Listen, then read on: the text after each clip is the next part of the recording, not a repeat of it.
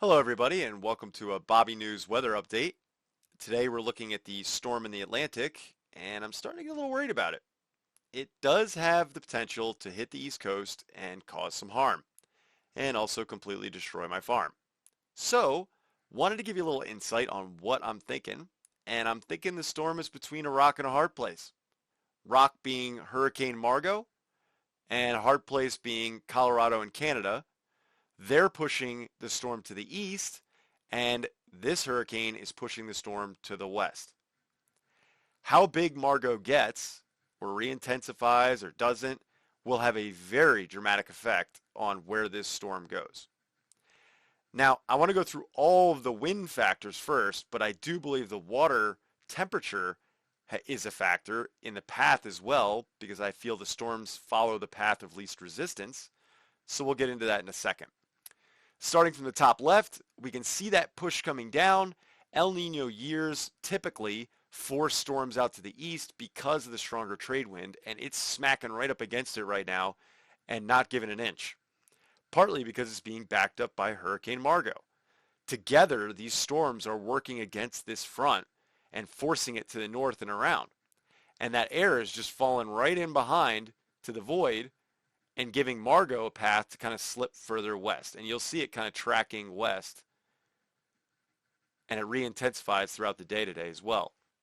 Now down here in the bottom right, we've got Africa pushing hard against the two storms and actually riding up behind Margot, which will allow it to move further west rather than sliding underneath. It's a nice westerly push out of Africa.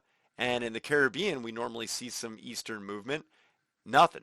In fact, it's moving a little west and south over here, which opens up a lane for the storm to move further to the west. So again, riding over top with that force that would push it east, so less of a force. Margot getting some help from behind it from Africa that will push it west, and if it intensifies, should push this storm further to the west. We see the track is north, and then it starts to dip a little bit to the left. That's what's starting to scare me. Now, let's go look at the water.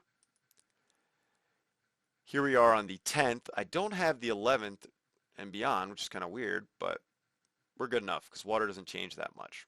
And this looks like an oil pastel animation painting or something. It's kind of cool. But I'll take you back a couple weeks, and you'll see two things here. Let me know if you spot it. One is that this warms up, and that's important for Margot to have enough juice to keep staying a Cat 1 and pushing hard on this storm. And number two is the cold trough that forms right here in the water. So I'll zip through it. See the trough there? Boop. And then over here on the right, we're getting warmer as we get to September 11th.